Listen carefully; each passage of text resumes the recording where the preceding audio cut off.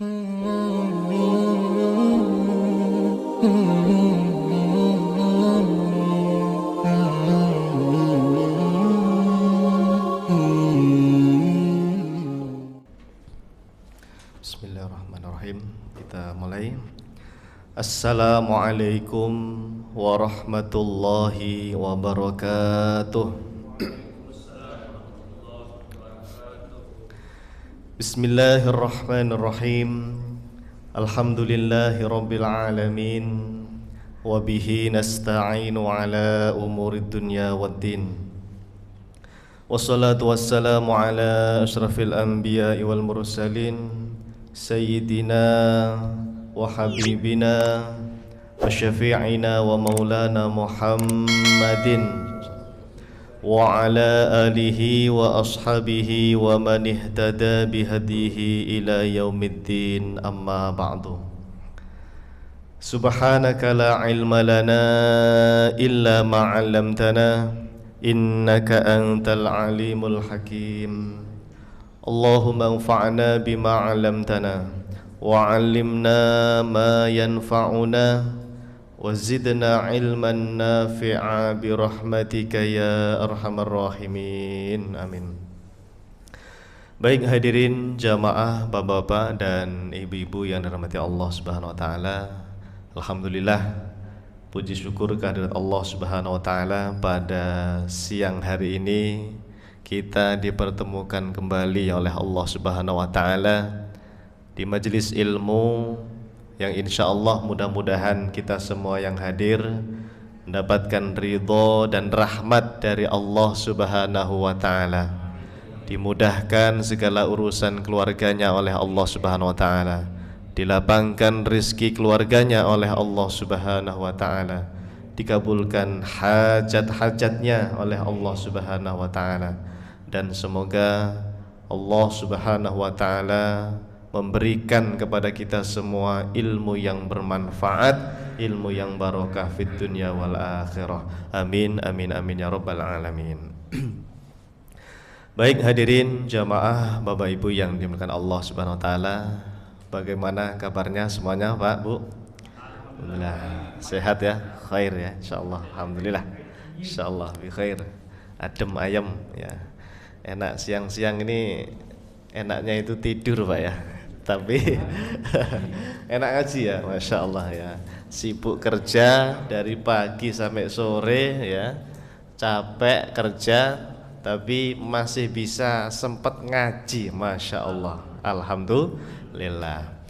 Bapak Ibu, sebelum ngaji saya ingin kasih kabar gembira dulu nih, biar semangat ngajinya. Kata Rasulullah Sallallahu Alaihi Wasallam, orang yang duduk di majelis ilmu, belajar ilmu agama ya, satu bab saja kata Nabi yang dipelajari, itu pahalanya ya, pahalanya khairun min antusalliya alfa raqatin, lebih baik, lebih besar dari pahala orang yang sholat sunnah 1000 rakaat. Ini hadis sahih riwayat Imam Ibnu Majah ya. Jadi beruntung Bapak Ibu, Anda sibuk kerja tapi masih sempat ngaji ya. Paling nggak nyampe setengah jam kita ngaji ya, ya kan? Sebentar, tapi satu ilmu yang nanti kita pelajari, pahalanya itu lebih besar dari orang yang sholat sunnah 1000 rakaat. Masya Allah, sholat sunnah 1000 rakaat loh Pak. 2 rakaat saja pahalanya besar, apalagi 1000 rakaat ya. Pernah sholat sunnah 1000 rakaat? Belum ya? Ya, terawih aja mentok 20 wis boyoan ya. Ya. Ini pahala kita dapatkan Pak Bu, bagi yang orang-orang yang belajar ilmu agama di majelis ilmu. Insya Allah mudah-mudahan semuanya yang hadir dapat fadilah majelis ilmu, pahalanya lebih besar dari sholat sunnah 1000 rakaat insyaallah. Baik, kajian kita sebagaimana yang sudah kita sepakati, Rabu pekan kedua ya, Rabu pekan kedua kita ngaji fiqhul madzahibil arba'ah ya, fiqhu al madzahibi al arba'ah. fikih 4 madhab ya. Mudahnya apa? Fikih 4 madhab ya. Dan pertemuan sebelumnya sudah saya sampaikan tentang sedikit gambaran 4 madhab ya. Masih ingat 4 madhab itu apa saja? Masih ingat ya? Masih? 1 madhab Hanafi, pendirinya Imam Abu Hanifah. Oke, madhab Hanafi Imam Abu Hanifah rahimahullah ta'ala. Tahun wafatnya masih ingat? 150 Hijriah ya, dihafalkan ya, dihafalkan ya. Langsung hafal nih. Baca lumayan, punya catatan lumayan Pak ya, daripada nggak punya catatan ya. Yang kedua madhab Maliki, pendirinya Imam Malik bin Anas rahimahullah ta'ala. Wafatnya tahun 179 Hijriah. Oke, Imam Malik ya. Yang ketiga madhab Syafi'i, pendirinya Imam Muhammad bin Idris Asy-Syafi'i ya. Wafatnya tahun 204 Hijriah ya, Imam Syafi'i ya. Yang terakhir yang keempat madhab Hambali, pendirinya Imam Ahmad bin Hambal, wafat tahun 241 Hijriah. Tolong dihafalkan ya, nama madhab, nama pendirinya, dan tahun wafatnya. Siap? Insya Allah. Nanti pertemuan berikutnya saya tes lagi nanti ya. Ya pokoknya ujian terus ini ya. Saya tes terus nanti ya. Ya, di share. Catatannya di share di grup ya. Oke. Nah, setelah kita mengenal 4 madhab beserta para pendirinya dan tahun wafatnya juga, sebetulnya kita juga harus kenal Pak nama-nama kitab nih ya. Cuma nanti saya akan buatkan materi khusus barangkali pertemuan berikutnya nanti ya. Karena kitabnya ini banyak. Hanafi itu kitabnya apa saja, ya toh? Maliki itu kitabnya apa saja. Kalau mau belajar Syafi'i itu kitabnya apa saja ya.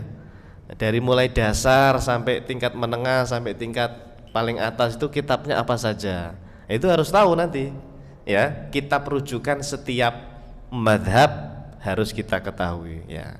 Terus Hambali juga begitu.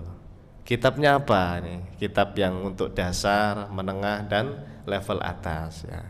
Nanti itu pertemuan berikutnya saja. Insya Allah nanti saya buatkan tulisan materi, nanti difotokopi ya. Daripada capek nyatet kan ya. Ya, nyatetnya juga lama nanti, mending saya tulis, saya ketik nanti, kemudian nanti kita fotokopi materinya insya Allah. Untuk hari ini saya ingin menyampaikan tema tentang asbabu ikhtilafil madzahibil arba'ah. Asbabu, apa itu asbab? Sebab-sebab ya, penyebab ya, sebab-sebab ikhtilaf, perbedaan al madzahibil arba'ah, fikih 4 madhab. Apa sih Pak Ustadz penyebab 4 madhab itu kok bisa beda-beda? Padahal Al-Qur'annya ya sama, hadisnya, rujukannya, nabinya ya sama, ya toh? Kenapa kok bisa beda? Yang satu bilang sunnah, yang satu bilang bid'ah, yang satu bilang apa boleh, yang satu bilang tidak boleh, dan seterusnya. Ini apa ya kira-kira penyebabnya ya? Nah, judul besarnya apa? Asbabu ikhtilafi al-madzahibil arba'ah. Penyebab atau sebab-sebab khilafiyah. Apa ya tadi khilafiyah? Perbedaan ya. Khilafiyah itu khilaf, perbedaan. Al-madzahibil arba'ah, 4 madhab ya. Ada banyak Bapak Ibu ya, ada banyak. Tapi saya akan fokus ke 2 saja dulu. Yang pertama, dicatat ya. Yang pertama, penyebabnya itu yang pertama adalah dalilnya sama, tapi cara memahaminya yang berbeda. Nah, ini penyebab pertama. Dalilnya sama, tetapi cara memahami dalil yang berbeda. Jadi kalau disederhanakan apa? Perbedaan cara memahami dalil, persepsi ya, persepsi, pandangan para ulama dalam memahami dalil. Dalilnya sama Pak, satu nih, dalilnya satu sama, cara memahaminya nanti yang beda. Padahal dalilnya sama, cuma beda apa? Cara memahami. Nanti saya kasih contoh. Yang kedua, dua aja ya, sebetulnya banyak ini, dua saja. Yang kedua, dalilnya banyak. Nah, yang kedua, dalilnya banyak. Terus perbedaannya adalah cara mengambil dalil. Ya. Perbedaan cara mengambil dalil. Ya. Riwayatnya banyak, dalilnya banyak. Terus apa penyebabnya? Bedanya cara mengambil dalil. Ini nanti yang paling banyak itu yang nomor 2 ini. Ya. Dalilnya itu riwayatnya banyak, Pak. Ya. Tapi tiap mazhab jadinya ada yang ngambil hadis ini, nanti mazhab lain ada yang ngambil hadis situ begitu.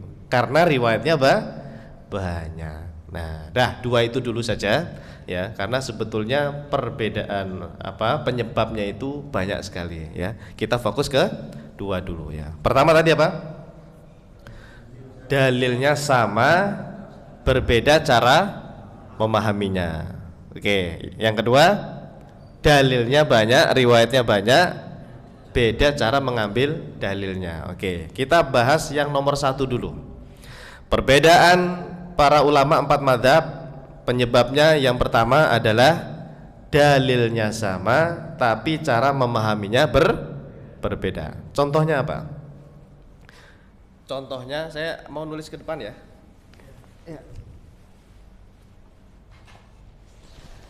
Coba saya mau tanya dulu jamaah yang hadir di sini. Kalau bapak-bapak ditanya seseorang, anjing itu najis apa enggak? Anda pilih salah satu dari 3 ini. 1, yang najis hanya air liurnya saja, sementara tubuhnya tidak najis. Berarti pelukan sama anjing itu enggak apa-apa, enggak najis. Yang najis hanya liurnya. Apakah itu? B, apakah seluruh tubuhnya itu tidak najis? Mau liurnya, mau tubuhnya, mau bulunya, pokoknya seluruh tubuh anjing tidak najis. Ini nanti ada loh Pak, ini pendapat ini nanti ada dari 4 mazhab tuh ada. Tapi belum saya bocorkan ya mazhabnya apa, belum. Yang terakhir, seluruh tubuhnya najis. Berarti kebalikan dari nomor B ya. Kalau B tadi apa? Seluruh tubuh tidak najis. Yang terakhir ini seluruh tubuh anjing itu najis. Mau bulunya, tubuhnya, liurnya apalagi, pokoknya semuanya najis. Anda pilih yang mana? Entar dulu, ini dulu ya. Nanti semuanya kebagian ya. Pilih yang mana, Pak? Yang A, hanya liurnya saja. Oke, dicatat ya, ingat-ingat ya. Pak siapa namanya? Pak Agil. Ya, Pak Agil mengatakan anjing itu yang najis hanya liurnya ya. Pak Jidian, milih yang mana? Harus 1 ya? Iya, harus 1. 1 si A. A. Anda juga C dan Iya. Pilihan Anda yang pernah Anda pelajari gitu. Ya. A. Pilihnya A. Oke. 2 orang sudah milih A. Ada jawaban yang lain?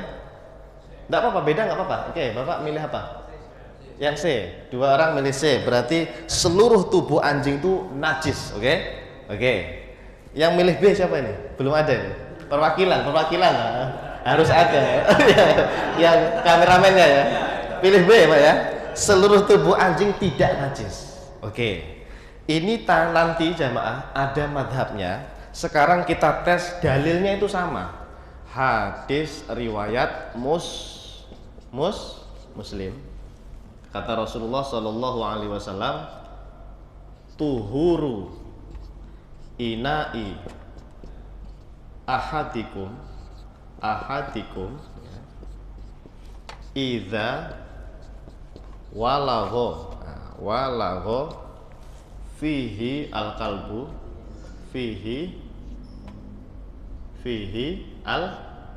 kalbu apa artinya?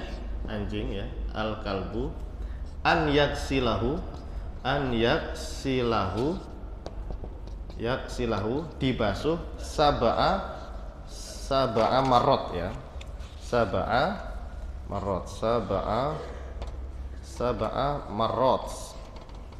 marotin 7 kali. Ulahunna salah satunya ya. ulahunna bit turab, dicampur dengan tanah, bit turab. Ini hadis sahih Muslim, rawahu Muslim. Ya. Hadisnya sahih enggak? Hadisnya sahih, Pak. Rawahu Muslim. Kata Nabi sallallahu alaihi wasallam, tuhuru ina'i ahadikum. Tersucinya ina itu wadah atau bejana, wadah. Termasuk tubuh kita sebetulnya. Cuma Nabi ngasih contohnya apa? Wadah ya. Sucinya wadah kalian idza walagha fihil kalbu, jika dijilat. Walagha itu menjilat, berarti idza walagha fil kalbu berarti dijilat gitu aja ya. Terjemahan yang enak ya. Dijilat oleh siapa? Al-kalbu, anjing ya toh? Kata Nabi, wadah kalian ya termasuk tubuh tadi ya, itu bisa suci jika dijilat oleh anjing, an yaksilahu, dengan cara dibasuh. Yaksil itu dibasuh, dicuci. Sab'a marot, 7 kali. Nabi bilangnya berapa? 7 kali. Ulahunna biturab, salah satu dari 7 basuhan itu dicampur dengan tanah. Turab itu apa? Tanah ya.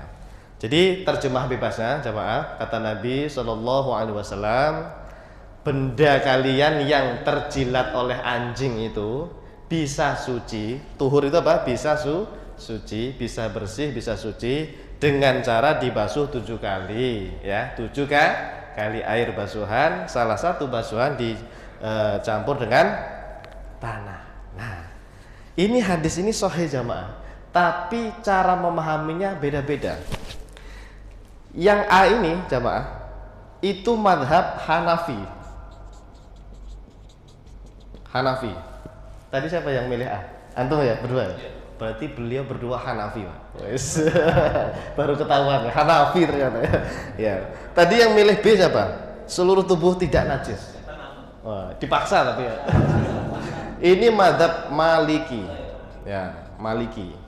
Ya, Maliki itu Pak satu-satunya madhab yang berani mengatakan anjing itu tidak najis. Nanti saya jelaskan kenapa kok bisa bilang tidak najis nanti ya. Yang C, seluruh tubuh anjing itu najis, semua tubuhnya. Ya, mau liurnya, mau tubuhnya, itu pokoknya najis semua. Sekali najis tetap najis, ya. Hidup najis gitu ya. Ya. Ini madhab Syafi'i dan Hambali ya. Jadi 2 madhab ini Pak. Yang ketiga ini, Hanafi mengatakan yang najis itu hanya liurnya saja. Kalau kena ludahnya anjing, dijilat anjing, itu baru najis. Tapi kalau pelukan sama anjing, nggak ada liurnya nggak apa-apa, itu Hanafi.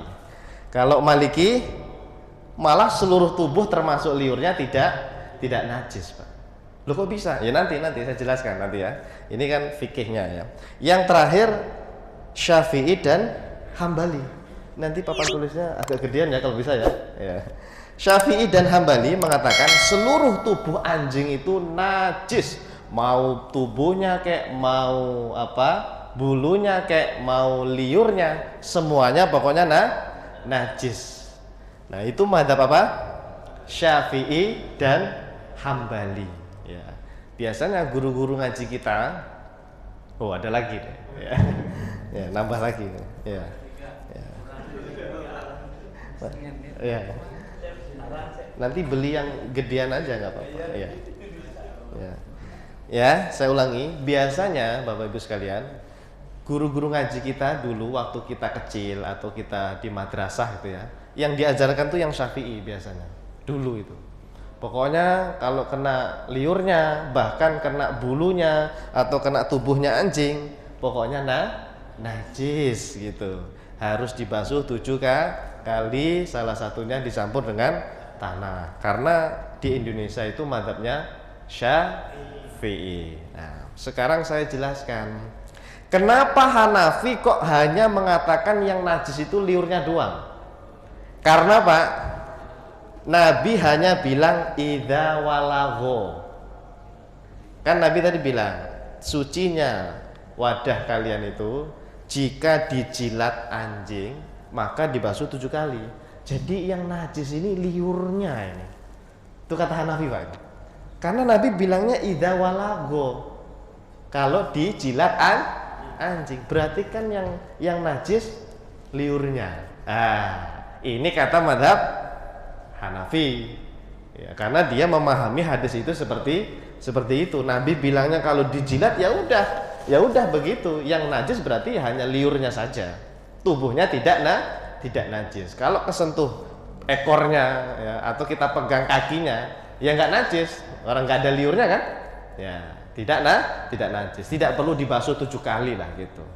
Kata mazhab Hanafi. Oke. Nah, yang Maliki nih jamaah, yang unik tuh Maliki nih ya. Maliki ini mengatakan apa tadi? Seluruh tubuh anjing tidak najis. Lu kok bisa? Kan Nabi bilang bahwa kalau dijilat anjing tuh dibasuh 7 kali. Kenapa kok malah tidak najis? Kata Maliki begini, Pak. Di hadis ini Nabi tidak bilang najis kok. Nabi hanya bilang kalau dijilat anjing ya udah basuh aja 7 kali. Kita ikuti aja sami'na wa atokna. Tapi jangan dihukumi najis anjing. Nabi nggak bilang najis kok di hadis tadi. Tuh Pak, gitu Pak. Mazhab Maliki. Saya ulangi ya. Mazhab Maliki tadi bilangnya apa? Nah, anjing tidak najis. Kenapa? Karena di hadisnya Nabi nggak bilang najis. Nabi hanya bilang kalau kejilat anjing ya udah basuh aja 7 kali, salah satunya dicampur tanah. Nabi nggak bilang ini karena dia najis ya, enggak. Nabi tidak bilang begitu. Jadi Pak, luar biasa para ulama kita, khususnya. Ya? Iya, meskipun ada kata-kata tuhur. Kenapa? Tuhur ini maknanya kata Imam Malik ya, kan Maliki. Tuhur itu bimakna toharoh. Toharoh itu bersih. Bersih itu ya bukan kebalikan dari najis, gitu. Bersih itu ya kotor gitu loh Pak. Ya kalau kotor kena liur anjing, ya udah dibersihkan dengan cara dibasuh. Tapi basuhnya 7 kali. Kenapa 7 kali? Ini nanti di debat Pak, di apa istilahnya? Disanggah, ya. Dikritiki oleh mazhab Syafi'i dan Hambali. Kalau memang ini suci, kenapa Nabi nyuruhnya basuhnya 7 kali? Ya gitu Pak. Dibantahnya oleh Syafi'i begitu nanti. Ya, tapi nanti ya. Anda belum saya ajarin cara bantah-bantah itu nanti ya. Ya, nanti. Kita yang penting tuh tahu alur berpikirnya para ulama kita dulu ya. Jadi saya ulangi, Maliki mengatakan anjing tidak najis itu karena di hadisnya Nabi tidak bilang najis ya. Ya Nabi bilangnya basuh 7 kali, ikuti sajalah. Sami'na wa ata'na. Kira-kira begitu ya. Nah, terakhir Syafi'i dan Hambali, seluruh tubuh anjing najis Pak, tidak hanya liurnya. Kenapa? Kata mazhab Syafi'i dan Hambali, jilatannya saja najis, mestinya tubuhnya juga najis.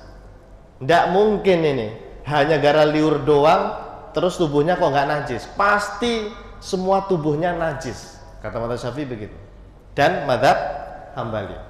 Jadi ketika Nabi mengatakan dijilat anjing, ini contoh kecil saja ya. Sebetulnya Nabi menginginkan pemahaman seluruh tubuh anjing itu ya najis. Buktinya ya harus dibasuh 7 kali gitu. Ya, harus dibasuh 7 kali. Bahkan dalil terkuat Syafi'i itu begini. Kalau basuhnya sekali mungkin nggak najis. Tapi kenapa Nabi bilangnya sampai 7 kali? Ini pasti menunjukkan hewan ini apa ya? Najisnya berat banget gitu loh Pak. Sampai disuruh basuh 7 kali. Maka kata Syafi'i dan Hambali, dia ini termasuk najis mughalladhah nanti. Namanya apa? Najis mughalladhah ya. Mughalladhah itu najis berat ya. Najis berat, najis yang cara membasuhnya sulit. Harus 7 kali, salah satunya dibasuh dengan salah satunya dicampur ya, salah satunya dicampur dengan tanah. Jadi jamaah, ini contoh kecil dari perbedaan ulama 4 madhab. Bukan karena nggak ada dalilnya. Dalilnya itu ada, sama ya toh? Kenapa bisa berbeda? Karena apa tadi? Berbeda cara memahami dalil gitu. Dan kita tidak bisa menyalahkan 4 madhab ini, tidak bisa Pak. Meskipun kita misalnya condongnya ke Hanafi misalnya, Atau ada yang condongnya ke Syafi'i Hambali. Kita tetap tidak boleh menyalahkan mazhab yang lain. Kenapa? Karena mereka ini levelnya ulama, level apa ya? Level tinggi berarti. Mustahid mutlak. Ya. Jadi mustahid itu kan ada levelnya. Ada apa? Ada levelnya. Mereka ini orang-orang yang hebat memahami Quran Sunnah, bahkan di usia kecil tuh Quran sudah masuk di kepala ya. Ya kan? Sudah hafal Quran. Hadis berapa hafalannya minimal? 4 madzhab 500.000 hadis itu masuk di kepalanya semua Pak ya.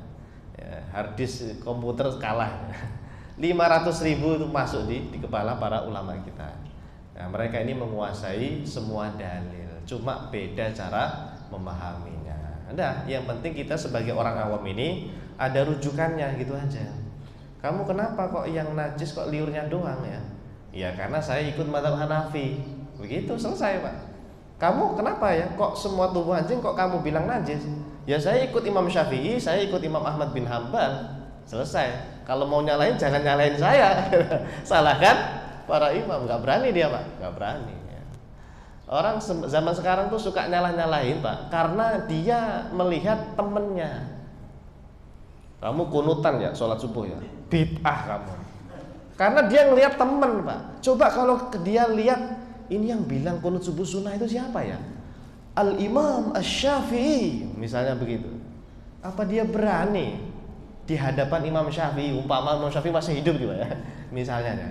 Coba kamu tadi yang bilang bid'ah tadi, coba kamu bilang di depan Imam Syafi'i, kamu bilang kunut subuh itu bid'ah masuk neraka, misalnya gitu. Nggak berani Pak orang, nggak berani, ya, nggak berani pasti ya. Kita berani menyalahkan orang tuh karena teman kita sendiri ya karena, ya nggak? Iya, di grup WA, di grup apa WhatsApp, grup Facebook, ya debat sesama temannya, kadang-kadang musuh-musuhan gara-gara beda fikih. Nah, jangan yang seperti itu Pak ya. Belajar fikih 4 madzhab jangan untuk menyalah-nyalahkan yang lain. Justru belajar fikih 4 madzhab itu untuk bisa saling menghormati. Oh enak itu. Oh saya selama ini Hanafi toh gitu. Oh kamu selama ini Syafi'i toh. Rujukannya mazhab Syafi'i, Imam Syafi'i gitu.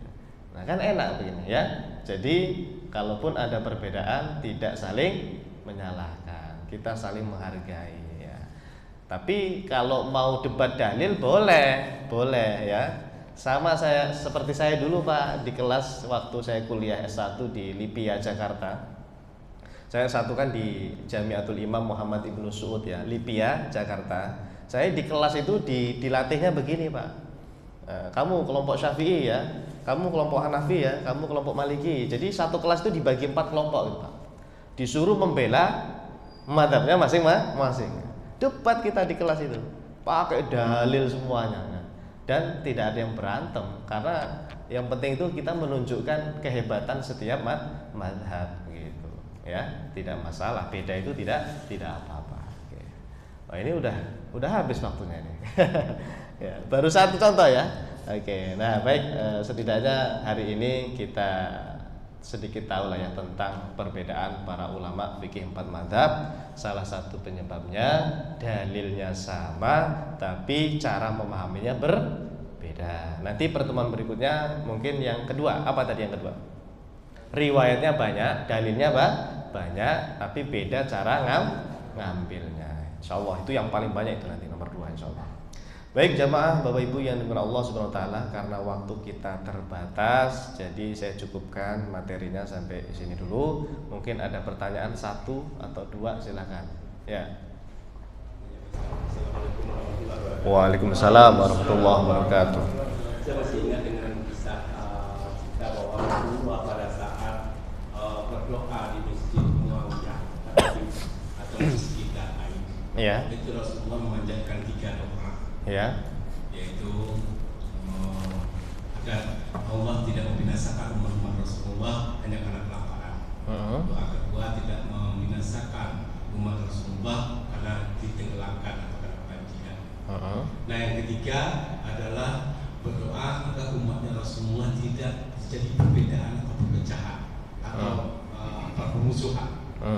Nah itu Rasulullah tadi dikabulkan Allah katanya. Ya. Satunya yang perpecahan dan permusuhan atau perbedaan seperti ini itu belum ditangguhkan oleh Allah.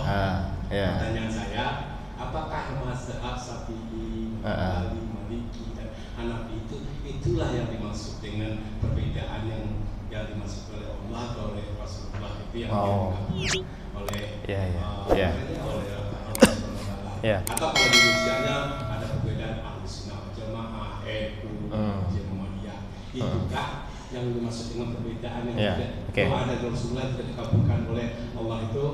Nah, yang pertanyaan saya kedua, apakah ada wahyu atau petunjuk kepada Rasulullah setelah doanya tidak dikabulkan oleh Allah? Saya satu doa itu tidak dikabulkan, apakah ada petunjuk kenapa kok satu doa itu tidak dikabulkan oleh Allah? Masya Allah. Waalaikumsalam warahmatullahi wabarakatuh. Ini pertanyaan mahasiswa S3 ini, Masya Allah. Bagus Pak, pertanyaannya bagus sekali ya. Kenapa doa Rasulullah Shallallahu Alaihi Wasallam salah satunya tadi tidak dikabulkan oleh Allah Subhanahu Wa Taala tentang permintaan bahwa umatnya ini kalau bisa jangan berbeda gitu ya. Pertama begini Pak, perbedaan itu sunnatullah.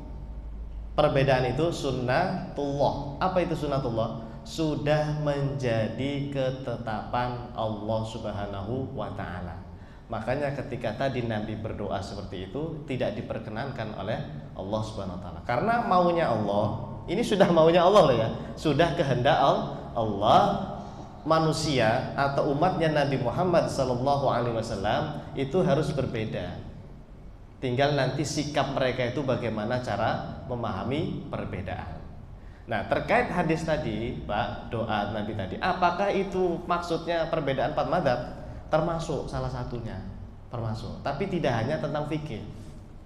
Perbedaan umat Islam ini, Pak, jangan dianggap hanya dalam ilmu fikih saja. Dalam ilmu tauhid atau akidah pun umat Islam nanti pecah-pecah, Pak. Ya. Kalau fikih kita mengenal 4 mazhab. Nanti kalau belajar akidah, mazhabnya beda lagi. Apa? Mazhabnya apa? Kalau tauhid, akidah. Ada namanya mazhab Asy'ari, ya. Yang kedua mazhab Maturidi, ya, Maturidi. Yang ketiga namanya mazhab Atsari. Atsari, bukan Asy'ari, Atsari pakai tsa. Ya, ada 3, Pak. Dalam ilmu tauhid akidah itu nanti ada 3 mazhab besar, Asy'ari, Maturidi, dan Atsari. Itu juga beda-beda nanti. Nah, maka ketika doa tadi itu tidak dikabulkan oleh Allah, termasuk di dalamnya khilafiyah 4 mazhab fikih, termasuk di dalamnya perbedaan masalah tauhid dan perbedaan-perbedaan yang lainnya. Jadi termasuk di dalamnya, ya. Dan itu sudah sunnatullah. Sudah ketetapan Allah. Ya. Kenapa ya kok bisa beda? Ya memang maunya Allah begitu. Kalau nggak beda nanti nggak ada kajian 4 mazhab, Pak. Saya nggak diundang nanti ke sini ya. Ya kan? Ini sudah sunnatullah, ya. Artinya ini ilmunya Allah ya. Ilmunya Allah itu begitu luas ya.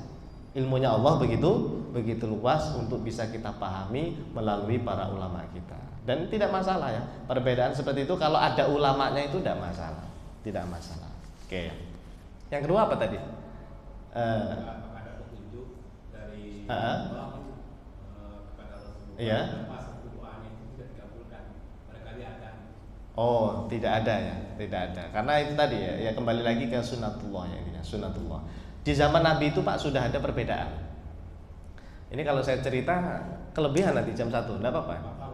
Enggak apa-apa. Iya. Iya. Iya. Tapi secara singkat saja ya. Dulu sahabat Nabi itu Pak terpecah jadi 2. Ada yang memahami perkataan Nabi, kan ketika Nabi mengutus sekelompok sahabat ya ke suatu daerah, kalian jangan sholat asar sebelum nyampe di Bani Quraidah. Jangan sholat asar sebelum nyampe ke tempat namanya di Quraidah. Sahabat ini Pak ada 2 kelompok memahaminya. Kita tidak boleh sholat asar kalau belum nyampe sana. Meskipun waktunya habis. Ada yang bilang begitu. Sahabat yang lain enggak. Nabi bilang kayak gitu tuh kita disuruh cepat-cepat. Kalau enggak cepat, ya sudah sholatnya langsung di perjalanan saja. Jadi beda-beda Pak. Satu, nanti aja sholat asarnya nanti kalau udah nyampe, meskipun waktu asarnya sudah habis. Sebagian sahabat nggak bisa, sholatnya harus di perjalanan, Meskipun tadi Nabi bilangnya apa? Jangan sholat kalau belum nyampe di sana. Itu maksudnya biar disuruh cepat-cepat berangkat. Nah, kejadian ini Pak dilaporkan kepada Rasulullah SAW. Dua sahabat tadi, dua kelompok tadi ngadu lah gitu. Pas disampaikan kepada Nabi, Nabi bilang apa? Kamu benar sesuai ijtihadmu dan kamu benar sesuai ijtihadmu. Nabi tidak menyalahkan dari salah satu pendapat dua kelompok tadi itu. Nah, jadi Nabi itu membolehkan adanya perbedaan. Yang penting ada ijtihad di situ, ada pemahaman dalil gitu. Sebagaimana para ulama kita seperti itu. Nah, secara singkat seperti itu. Baik, karena waktu kita terbatas, insya Allah nanti pertemuan berikutnya kita lanjut kembali ya, kajian fikih 4 mazhab. Terima kasih. Kita akhiri dengan kafaratul majlis. Subhanakallahumma wa bihamdika asyhadu an la ilaha illa anta astaghfiruka wa atubu ilaik. Terima kasih. Assalamualaikum warahmatullahi wabarakatuh.